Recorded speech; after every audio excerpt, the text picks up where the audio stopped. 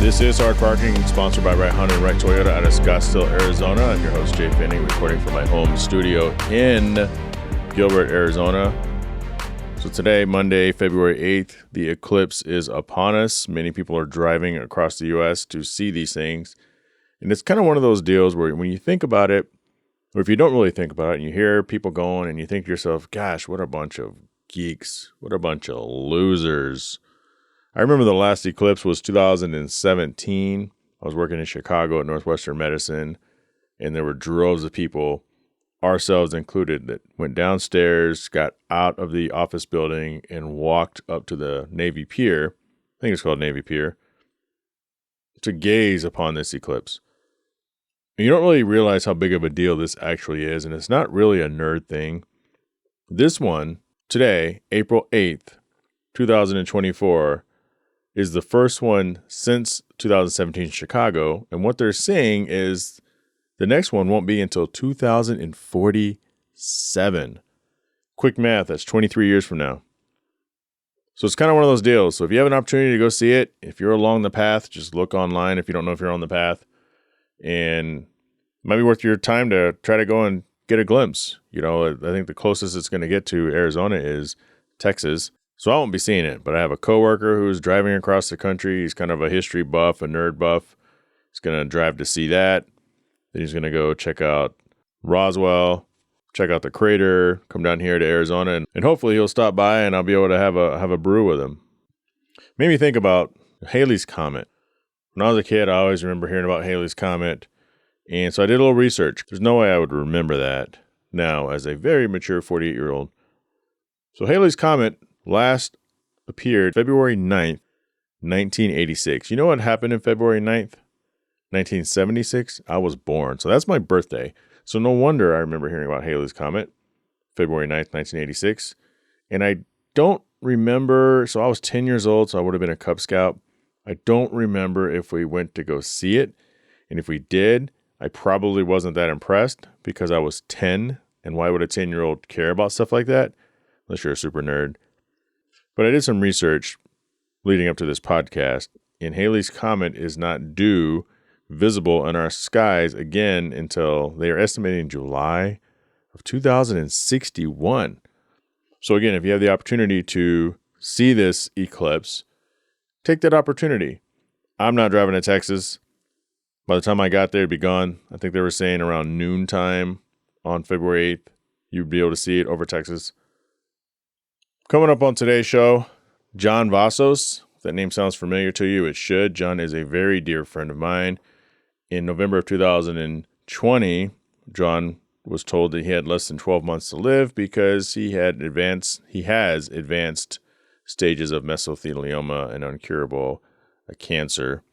He last appeared, despite odds, on the show April 10th of 2022. Now, again, it's April 8th of 2024, and I am pleased to have him back on the show. Wow, this guy he's been playing with house money, he's been living his life beautiful, and he's been doing everything that he's always done. Staying clean, meticulous, working on cars, growing plants. And I take this opportunity to talk to someone like John because, again, like I said, he's a very dear friend, but his story is an incredible one. And when you just have general conversation with him, it kind of reminds you of, how great life is, how fortunate many of us are to not only know people like John, but to live healthy lives. What's happening is when you get these cancers that have taken so many of our friends and family, unfortunately, you have to witness them slowly degrading. Or it could be something sudden, like my friend Jim Cozzolino that we just lost just under a month ago.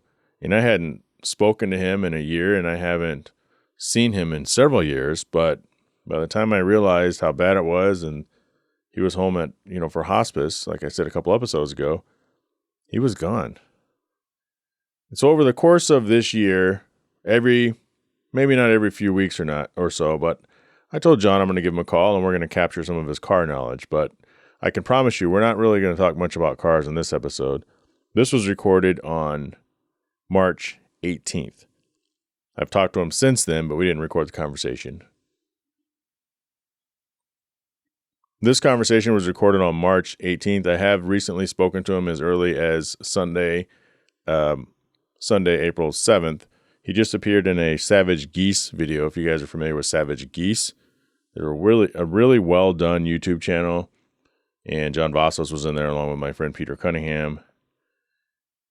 Next time we talk to him, we'll get his opinion on that video. I did speak to him, and we'll just say that he wasn't that pleased with the outcome of the video. I recently bought some wheels. Bought some nice BBS from buye.jp. That's a website, an app that allows you to shop from Japan. And it's kind of an annoying app too, because half the stuff you want, it's a forbidden item. They're forbidden to sell it to you, but you can go on regular eBay or you can go on the direct Yahoo shopping eBay, their version of it, and buy it without the assistance of Buye. So I bought these cool wheels, these 16-inch BBS wheels, very period correct to my new car. And when I bid on them, I figured, okay, 16 by 6.5. God, these things are sweet. $340. I could buy it out for $377, but I said, no, I'm going to put the $340 bid on there. I'm going to get a great deal, great set of wheels. They come with tires that I can't use. I wish I could get a hold of the seller and have them take the tires off, but we'll deal with that bridge when we get there.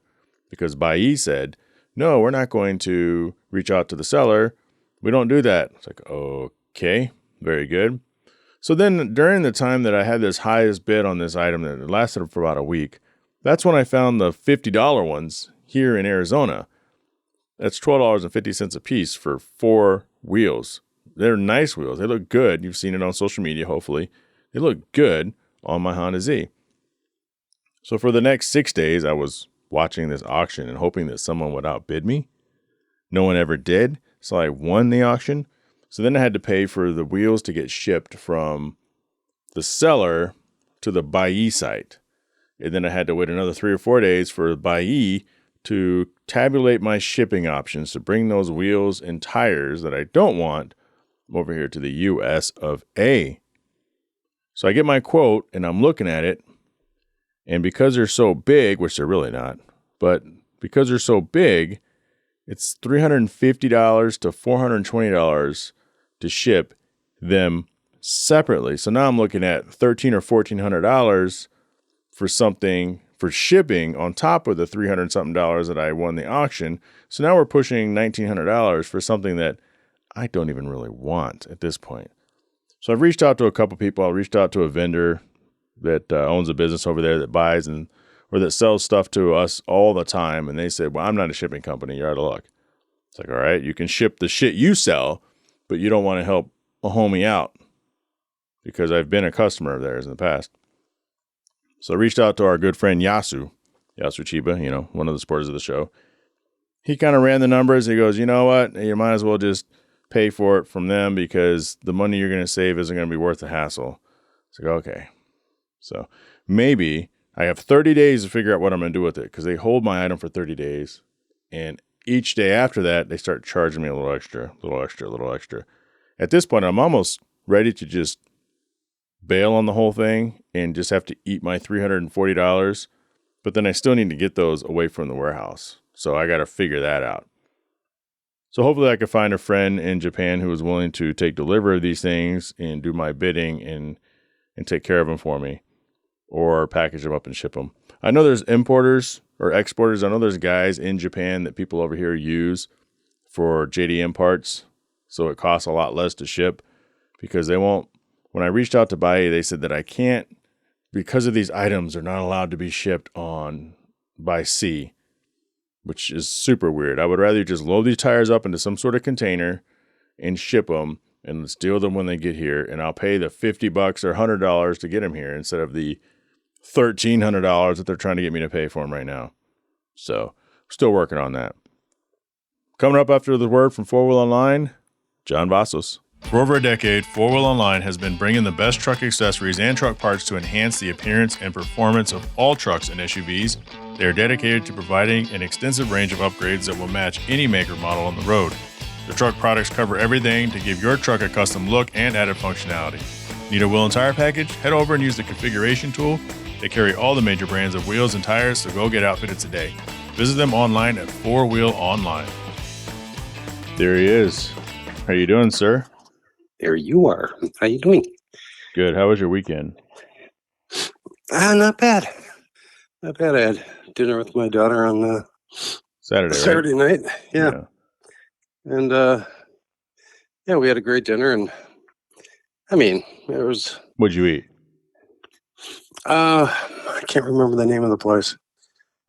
We looked at a number of different places. I had asked her to pick out a restaurant because I don't know the area at all. Right. And I called her on Friday, and she goes, "Well, I don't know. I was looking at this and looking at it. I said, well, this place looks interesting." And then I noticed almost everything on the menu had fish, and her boyfriend doesn't eat fish. And I said, well, let's not do that. Let's try a different restaurant. So I made reservations there, and the food was good, surprisingly really good. Because I'm overly critical about food. You don't say. I mean, it's kind of brutal. Yeah, you're the reason the food was good at NS Expo. Remember that, pretty much. Oh, it wasn't that good. No, I mean, but it was. It was better than what it originally was going to be. But yeah, it's. I had dinner with Ken Sachs and Jay Hare probably a month ago at a restaurant that Ken wanted to go to, and it was. I've been there before, and it's annoying. It's high priced. 2 people are waiting on your table, which for whatever reason, I don't know why they do that. It's always weird. Yeah, it's like you're having your water refilled every quarter inch. Just like, would you? And then so we're talking, and she comes up to the table and starts, describing something. I said, "Excuse me, we're right in the middle of a conversation. Would you come back?" Right. And she gave me the dirtiest look. I said, "What the?" And she took 3 steps back and just waited. Yeah, exactly. And it's just like, anyway. Very first world there, John. Damn, that's probably the worst first world problem story I've heard in a long time. But you're right. You can't even get halfway through your cup of water before they're topping it off. Yeah, it's just like, enough is enough. But yeah, today my daughter texted me. She's been doing some clay pottery, and she's done a bunch of nice stuff. And we were talking about glazes, and she did a couple neat things. And I had a bunch of pottery that I had bought at art festivals, and had some really neat stuff that I gave to her. So she sent me a website for this Japanese company that does tea sets and coffee cups and sake sets and gorgeous stuff. I'm thinking, holy shit! Coffee cups like $50, but man, that's an expensive coffee cup. Oh God, yeah, but they're stunning. Yeah. I mean, it's just like I'm trying to figure out what she might like and get her a couple of things. But I'll take one of those $50 coffee cups if you're in the getting mood. Yeah, they're stunning. I'll put a little tag on it too. This thing cost somebody $50, but it wasn't me. Well, that's something every year they have a art festival down at the lakefront, right next to the Milwaukee Art Museum that you were at. Yep, beautiful place. And they probably have 300 artists from all over the country, and it can be anywhere from clothing to photography to woodwork to ceramics to you name it. Sure, everything, paintings. And so every year I try to save up for that coming up so I can go and buy one thing. It's nice to be able to help the artists and And this is stuff that you're not going to see. I mean, they're all unique. So they're some pretty neat stuff. But it's something to look forward to every summer. That's good. So I've heard you're off your chemo. It wasn't doing very good for you then. No, this last chemo treatment was, which is weird because I've been on chemo now for 3 years. Yeah. Varying different types. The first round was the one that was incredibly miserable. Mm-hmm. And I was supposed to go through 6 treatments. I stopped it just after the 5th one. Because, losing so much weight and not be able to eat, and, just everything was horrible. And then we switched to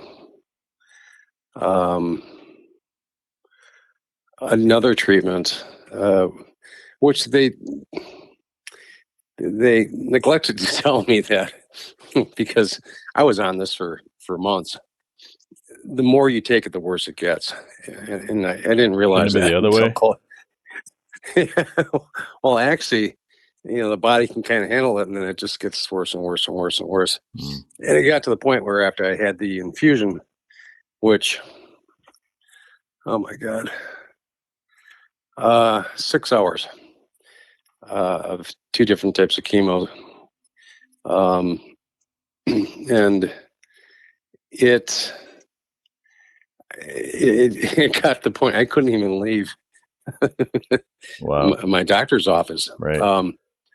My body would light up like somebody plugged me into an outlet. Every hair follicle just lit up like it was on fire. Wow. And so they'd have to give me steroids and all sorts of shit and keep me there for another 3 hours. So I had to go off of that, and then they switched me to another chemo. And that kind of ran its course. They also put me on, it's the one Keytruda, the one you see on TV all the time. Except one of the warnings with that is that it would potentially create lung problems. But during this whole entire process, a year and a half ago, I was getting pretty fatigued. And you're down to one lung, aren't you? Yeah. We had phone conversations where you had to take a break halfway up the steps and halfway down the steps. Yeah, and I'm still dealing with that. It's I just had a CT scan the last 2 weeks ago, and the cancer in my stomach is getting a little bit worse, and the cancer in my lungs has stayed the same. But I've kind of worked around the breathing thing by knowing what my limitations are and just trying to be protective of that. And but I still need to.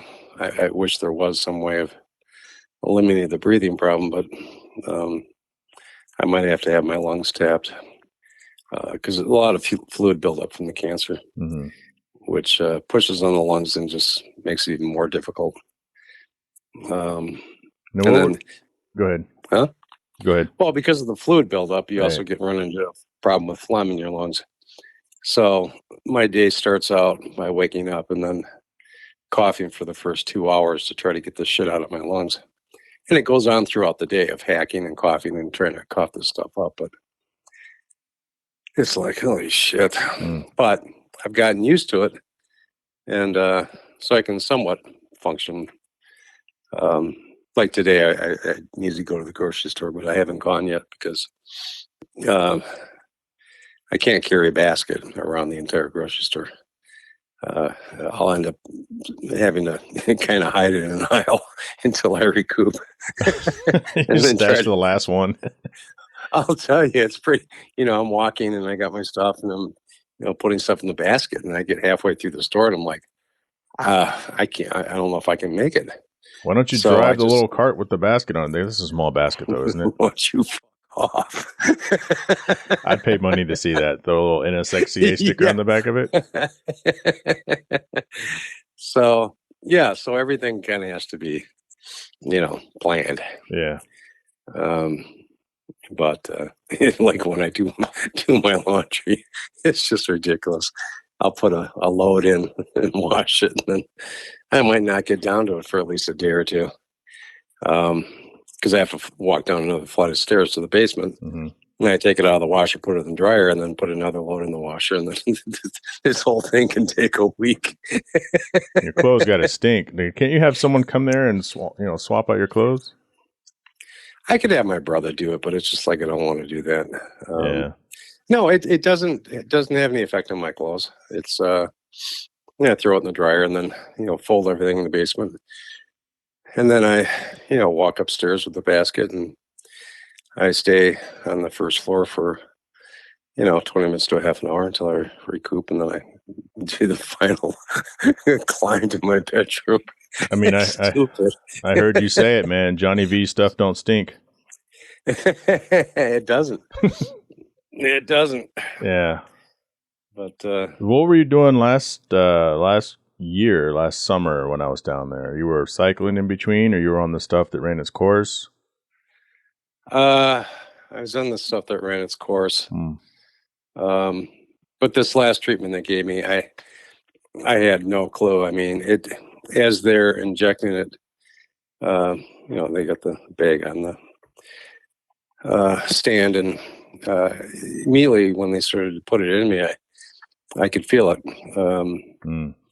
immediately take over, and it was just like shit. So I drove home and I thought, okay, the normal process is it takes 2 or 3 days to kind of get through your system, and then you can start getting back to normal. But this wouldn't let go. I mean, at first 4 weeks, I was homebound. I couldn't leave the house.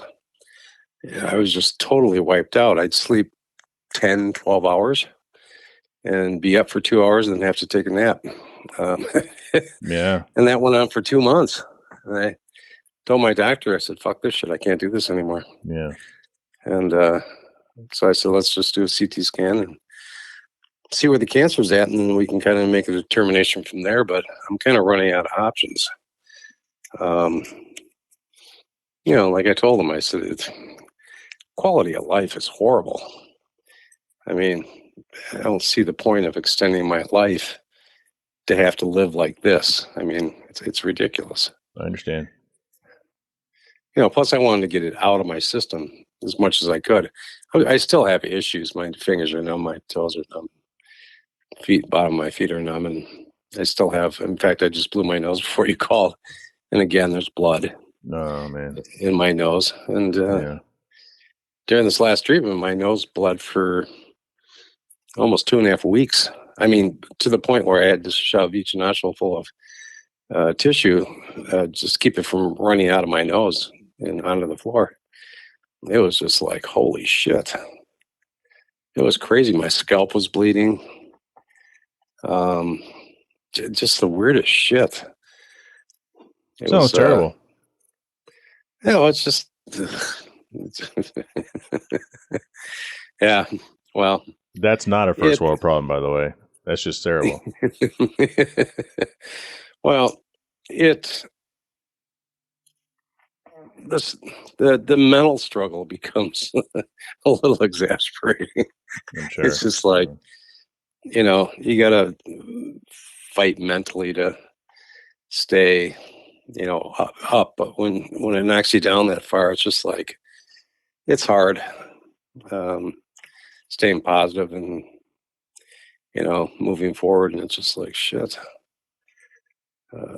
But we'll see. I mean, well, these days I call you and I don't have a car problem, so.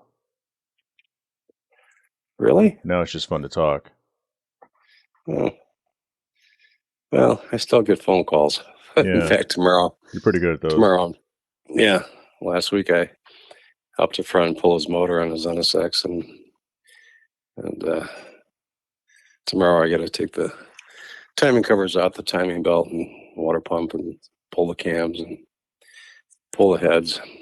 Speaking of that, I have this document that one of our mutual friends shared with me, May 2nd of 2023. That's how punctual I am with this stuff. Uh-huh. And it's a list of things knowledge we want to capture from the great JV.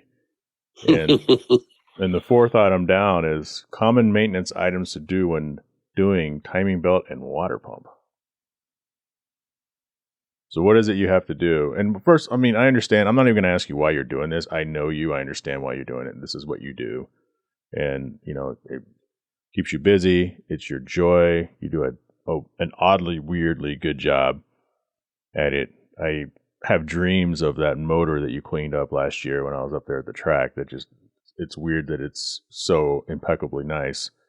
That's become the standard. But I mean, this is just what you do. This is what makes you happy, right? Yeah, it's well, for me, like, and everybody questions why I do it, but I do it I know why you because, do it. Yeah. well, it keeps me mentally sharper. Yep. And it's for me, well, last week when we pulled the motor, you know, I got home that night and I was aching. I mean, my arms, my wrists, my hands, um, from doing something I haven't done in a while. And that just means the body is, especially with that 2-month layover from the chemo treatment. I mean, I was totally inactive, which means my body goes into, you know, it basically shuts down. You get weak, and it starts becoming a major problem. So, like I told my doctor, he goes, "Well, I don't understand why you're working." I said, "I have to. I need to be physically active to fight this because it's, you know, if my body starts to go away, uh, then it's going, you know, everything starts going downhill. Yeah. It's harder to have the mental being of fighting it when you're that low, and so I'll continue when I can. I mean, after this, after I pull the heads, um, there'll be a delay because we have to send the heads out to get them milled.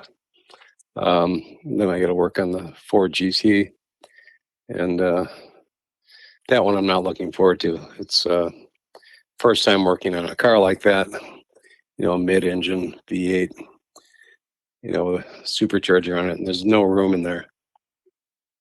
But I have to do all the fluids, the oil pump belt, the accessory belt, and the supercharger belt.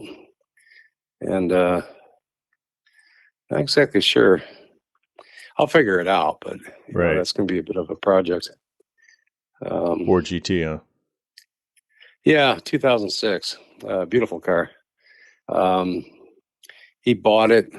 He's had that car. He's actually had two of them. He had a 2006 that he had bought brand new, and surprisingly, it's so weird to think about it.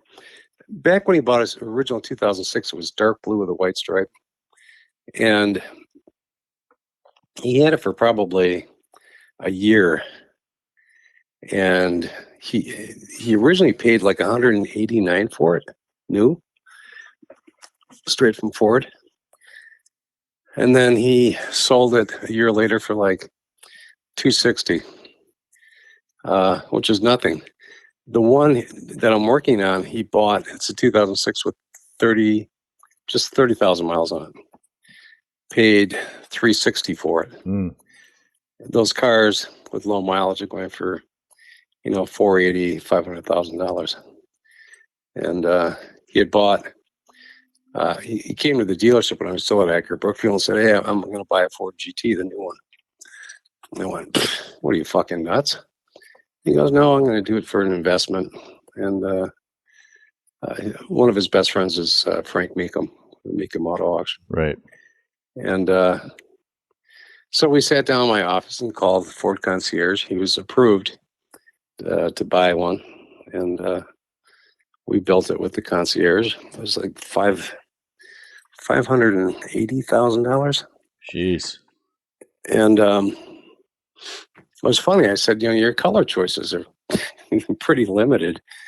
Nothing that I would, you know, want my car to be." And I said, "Can you do custom colors?" He goes, "Yeah, not a problem." I said, "How many of your clients do that?" And he goes, "Honestly, about 3 out of every 5.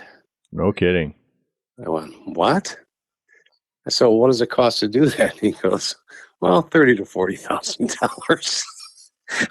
Surprised it's not 5 out of every 5 at that cheap price, right? Jesus. I said, what? So anyhow, Andy ended up choosing a blue. And it was a lightweight. But when he got the car, it was shipped over to Frank's house. He's got a beautiful area to store cars. And at the 2-year mark, he received the title in the mail. Excuse me, directly from Ford. Mm-hmm. He didn't even ask for it. At the 2-year mark, that day, the title was in his mailbox, which I thought was pretty impressive. Wow. So they took it to auction at Mecum, and he got $1.15 million. Investment. Oh, yeah. Yeah, he never even drove the car. Wow. And, yeah, nice return. Speaking of which, I'll tell you a little story. Story time. Let's go. Must have been, just before I closed the shop, Andy was asking, well, what do you like for cars? Because I badgered him like crazy. I said, don't buy anything without telling me what it is, because I tell him, don't do that, do this, just like, oh my God, he's crazy. And told him one of my favorite cars. He goes, if you could have any car, what would it be? I said, well, I've always wanted a Rolls Royce or a Bentley. And that was about the end of the conversation. So he comes to my shop with a Bentley, 4-door, dark chestnut brown. It was just gorgeous with a, tan interior. And it was just like, oh my God. And he goes, well, why don't you take it for a ride? If you want, you can have it for a few days. I said, no, I'll just drive it. It was just gorgeous. So about 2 months ago, he bought another Bentley. And it had a very interesting story. It was owned by a elderly woman who bought the car when she was 72 years old, and put 4,000 miles on it. In that time, it was a 2006 Bentley Silver Spur or Flying Spur. So when she passed away, the estate sold the car, and this guy bought it who owned a car collection. And all of his cars were white, so he had the car wrapped. The original color was kind of a dark charcoal greenish color with a tan interior. So you wrapped the Bentley for $9,000. Put a new set of tires on it, and had it for not even a month when he found another Bentley he liked more. So he put it on Bring a Trailer, and Andy bought it. And so I would, whenever we went out and had lunch or whatever, I'd always drive the Bentley. And it was just, God, I love this car. And it had to have been 3 weeks ago. He calls me up and says, I need your help picking a car up. And I went, oh, Jesus, don't tell me you bought another car. And so I went out to his house, and we drove over to this guy's house in Pewaukee, which is not too far, about a 15-minute drive from his house. And I went to the guy's house, and this guy comes out and opens the garage door, and there's a Bentley 4-door Arnage Milner, which is the top of the line. Picnic tables in the back, two-tone black and gray. And it's just like, what the fuck? And Andy hands me the keys and says, this is your car. Oh. I bought it for you. You can have it until you pass away. And I went, what? And he goes, yeah, I bought it for you. I went, fuck. It's probably easier to get in and out of than an NSX. Yeah, so that's what I've been driving the last couple of weeks. That's fantastic, and I can see it. Yeah, well, unfortunately, I feel a little awkward jumping into it if I'm not dressed appropriately. Yeah. Well, Well, there's a certain point where you can just get in it with pajamas on and no one's going to question. There's certain cars you can do that with, and that's one of them. Good for you. That's awesome, man. Yeah, it's got the picnic tables in the back, and it's just over the top. And yeah, so you got to shoot me a photo of that thing. Yeah, I will. It's got everywhere I go with that thing. People are just gawking at it. It's just like, what the hell? Yeah, look at this guy. Yeah. Yeah, no shit. But yeah, it's kind of nice. It's really cool, man. Yeah, lucky. I mean, what are you up to? What are you doing right now? What are you jingling in the background there? Oh, I was just drinking some lemonade.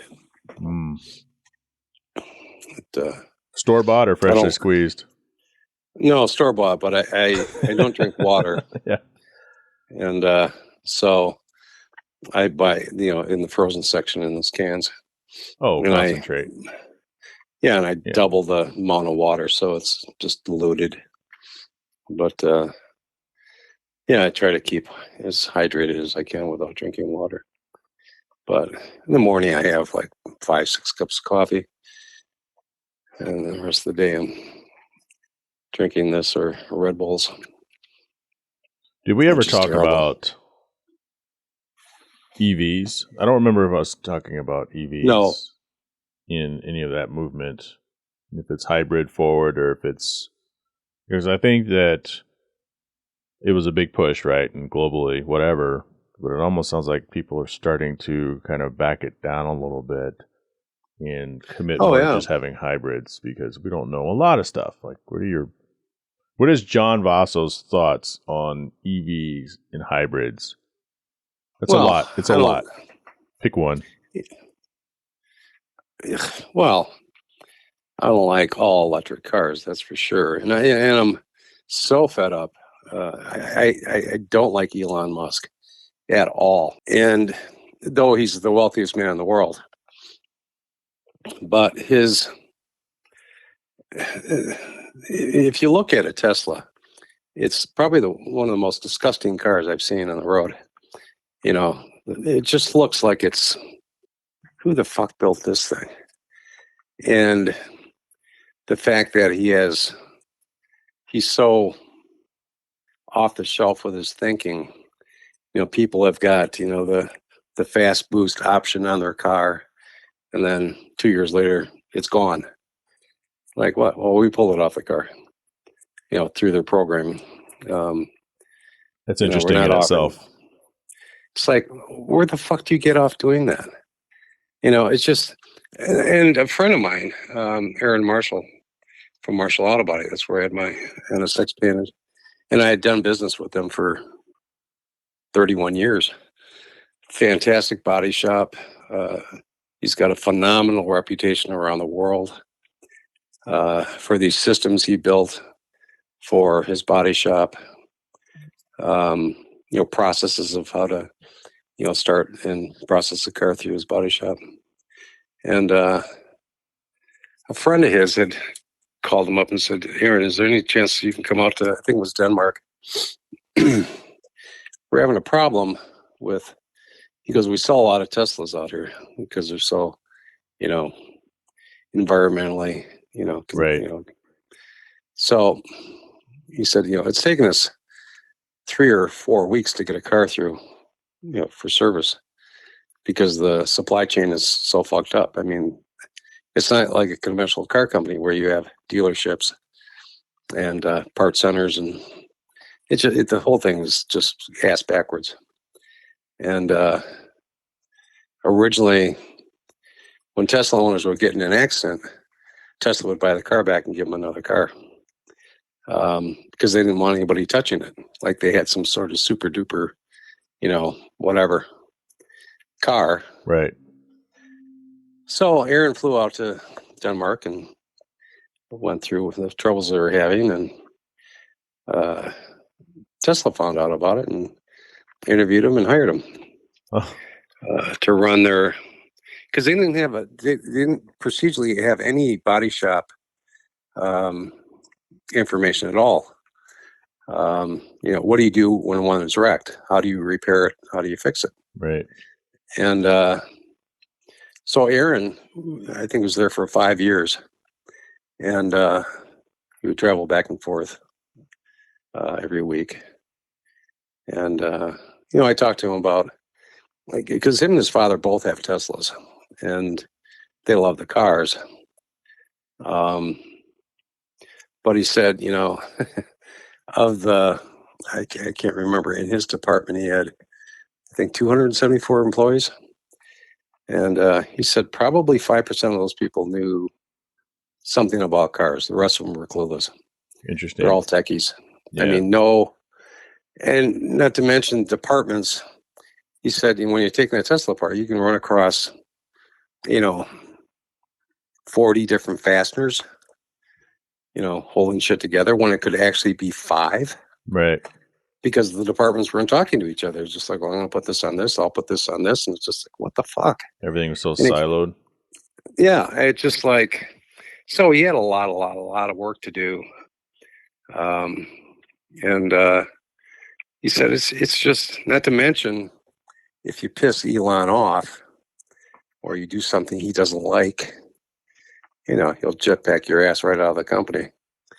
This guy's a freak. Yeah. And the other thing that annoys me is that every car manufacturer, for some reason, I don't know why they do it. You'll see something on YouTube or this or that. They'll have a McLaren doing a standing start against a Tesla Model 3, for 0 to 60 time. It's like, who gives a fuck? Yes, it's a hybrid. It's all, it's got torque up the ass, so they're very hard to beat. Yeah, it doesn't seem to make a lot of sense.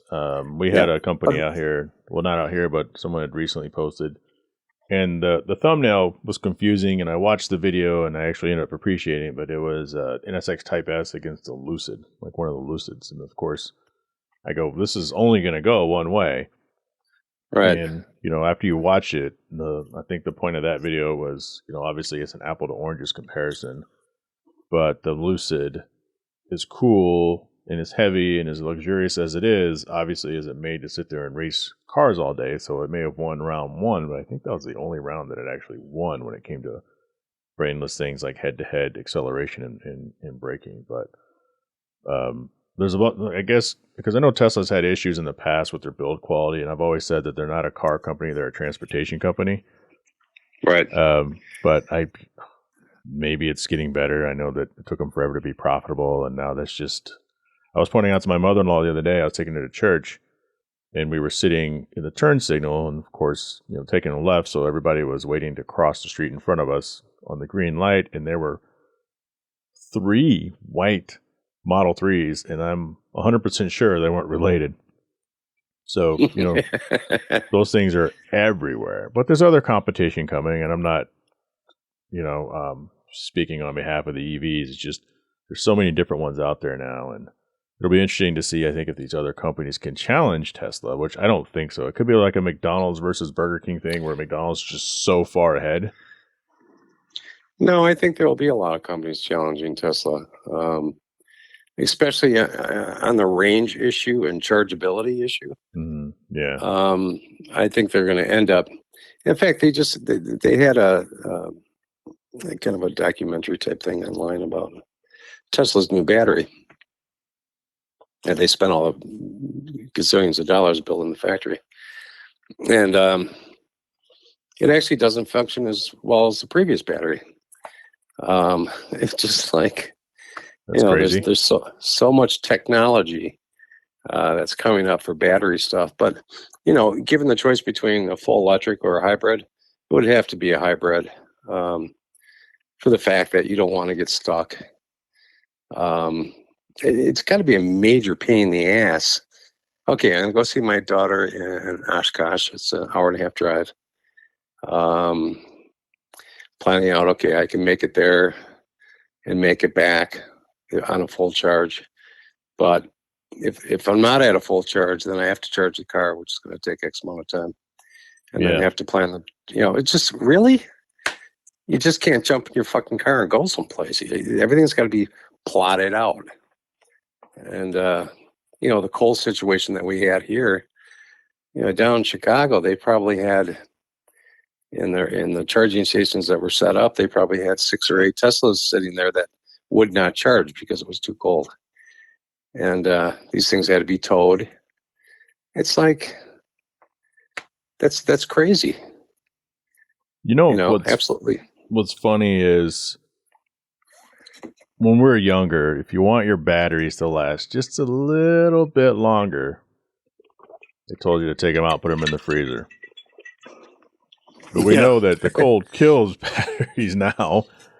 Yeah. So it's the extreme hot and the extreme cold. So, I mean, I don't know what the solution is for that. I think some EVs are probably fine to dart around town with, but the challenge, the limitation seems to come with the range. And until I think a technology is introduced, a hybrid makes sense. It makes sense for the manufacturers to pull it back a little bit because of that. Even if they just make a high efficiency internal combustion to go alongside almost like the extra fuel cell in some of the bigger vehicles, Right. To kind of go along with it. And I think that's probably it also allows the manufacturers time for technology to catch up to what would be more functional in the long run. Not to mention anything hybrid, and I saw it back in the days when they would come in on trade. They're absolutely worthless. I mean, nobody's going to buy a used hybrid full electric car because of the battery issue. If you have to replace it, like a Tesla, it's $20,000. It's like, well, the car's not worth $20,000. Why would I want to do that? It's stupid. So Sammy Hagar's Ferrari, his LaFerrari, I don't know if you knew this, when they had it at Barrett-Jackson this year, it was supposed to be like the premier, it was like the poster car, and it couldn't get it up on stage. Come to find out, it needs the whole new electrical battery system or whatever. $250,000. Yeah, wouldn't surprise me. Yeah. Yeah, so why? I mean, I don't know. That's a good question. I guess, right, with our traditional cars, right, you want something with low mileage. And high mileage doesn't bother you. And I guess with the EVs, it's like exact opposite. Right. Or something like that, where it's the exact opposite of what we think with vehicles, with low mileage versus high mileage. You get an EV with 40, 50,000 miles on it, and it's or years, right? So the 2017 NSXs, they're at, what's the math, 5-6 years. I love my Type S 2022. I don't know what the future holds for it. Yeah, true. Too early to tell, but it's and it's unfortunate because it's so political. Honda had been working with hydrogen way back in the day, 10 years ago. Produces no pollution. The only thing that comes out of the car is moisture, water. Cost is super cheap. BMW went hydrogen, testing with it, but there's no infrastructure to set up. Same with the charging stations. It's just like there's no place for people to go. And even if they went in that direction, I think the government lobbyists would try to kill it. Well, yeah, that's my thought. I don't want to play Mr. Conspiracy Theorist, but that's a disruptive technology.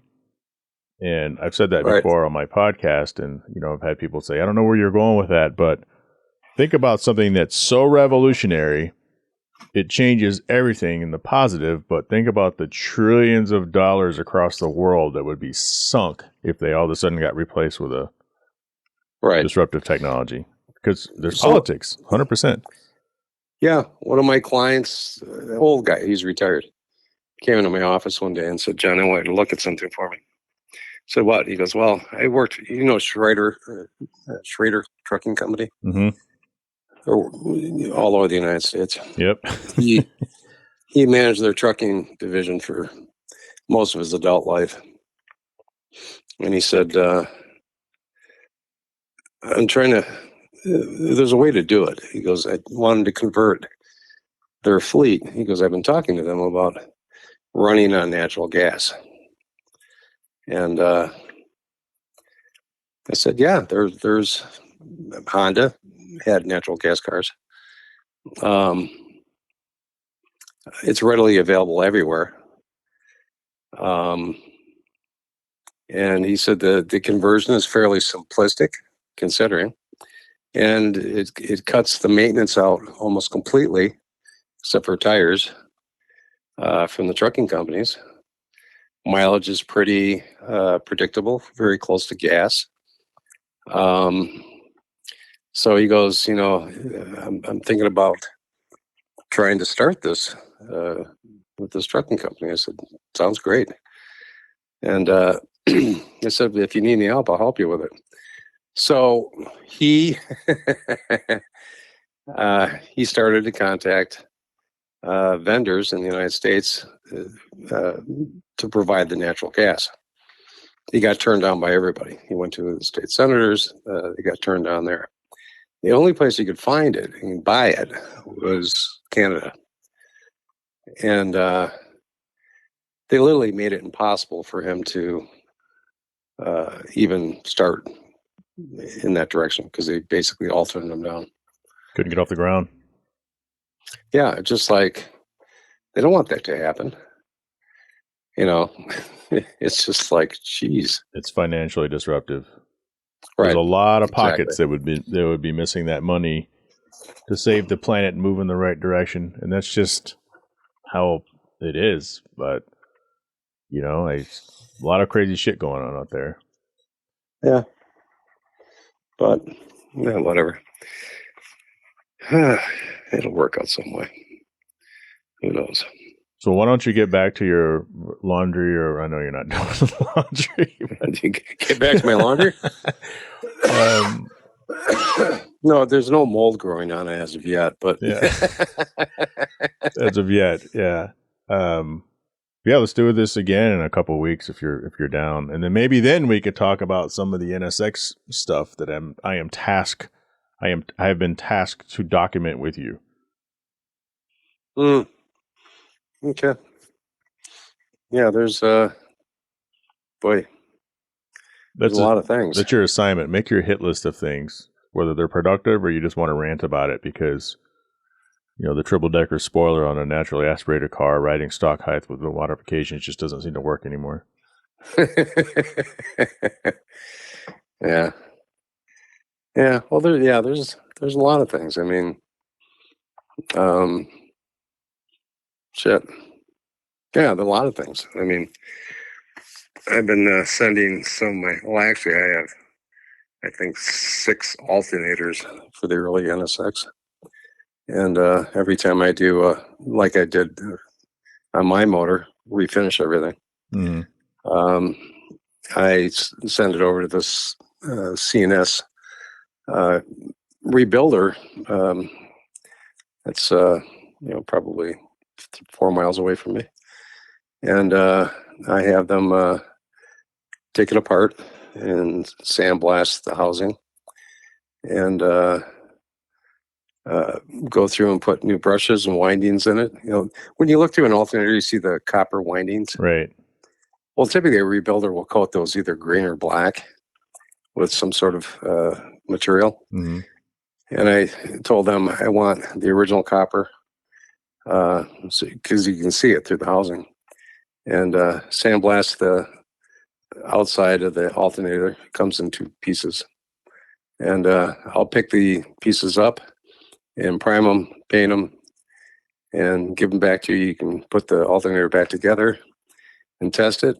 So this is no shit. They charge me anywhere from $80 to $100 to rebuild an alternator through that process.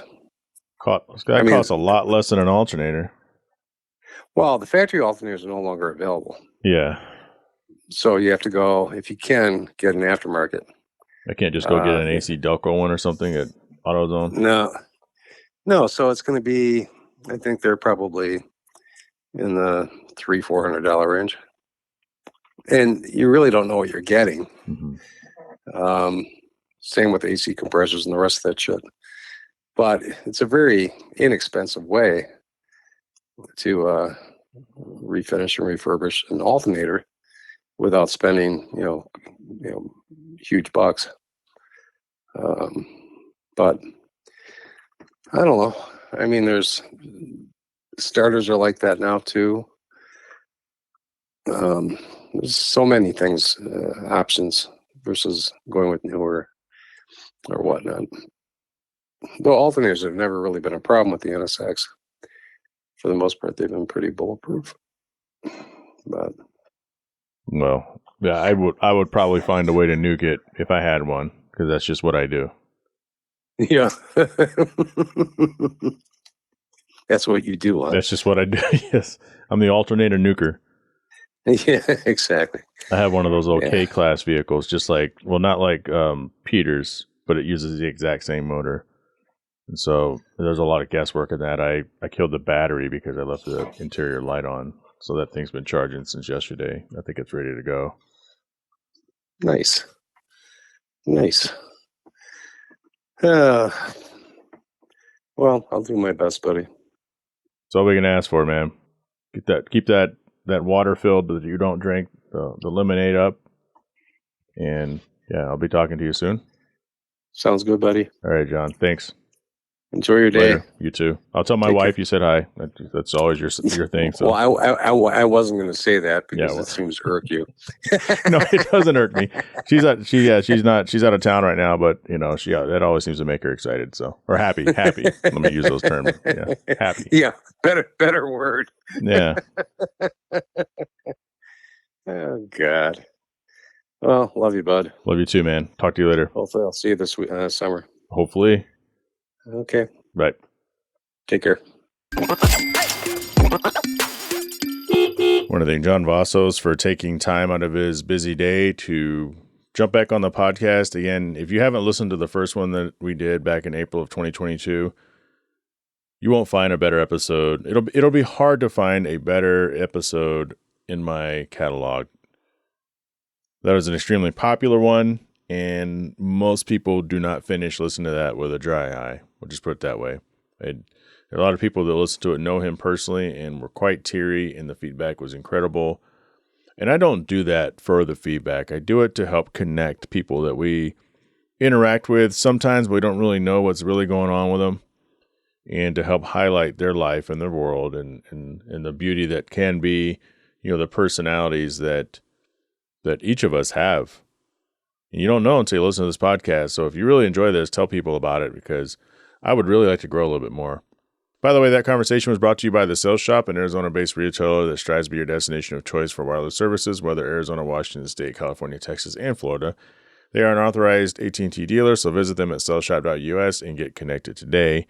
In fact, they are doing me a very personal favor, hooking me up with a couple of phones that are unlocked for my trip that's coming up to another country. I'll be going to Barcelona. I'll be going to Portugal at the end of this month. So have to decide if I'm going to do some best of shows or just have enough stuff queued up for you guys. But every weekend from here on out, I'm busy. This upcoming weekend, a dear friend of mine is getting married in Prescott. Weekend after that, the 18th through the 21st, I'll be in Long Beach for the Acura Grand Prix. And of course, immediately thereafter, I'll be in Portugal and Spain. Want to thank Right Honda and Right Toyota, 4wheelonline.com, Sales Shop Wireless Services, Autocannon, officially licensed Honda and Acura gear, Patreon business supporter Kuya Automotive out of Winter Garden, Florida, Pell Construction out of County, Michigan, Beak House Small Home Design out of Ashburn, Virginia, and Traverse City, Michigan, Shaping Success with West Tankersley out of Boise, Idaho, and Automotive Specialty Tool out of Owings Mills, Maryland. If you're in a position to help the podcast upgrade, please join the Patreon for as little as $3 a month. Get access to bonus audio as well as show swag. I've actually dropped quite a few bonus audios and videos for my Patrons. Special thanks to Mark Stoneman, Catherine Cox, Sadie Ramos, Richard Graves, Byron Jones, Bo Jung, Oscar Mina, Drew Bunkley, and the aforementioned Yasu Chiba.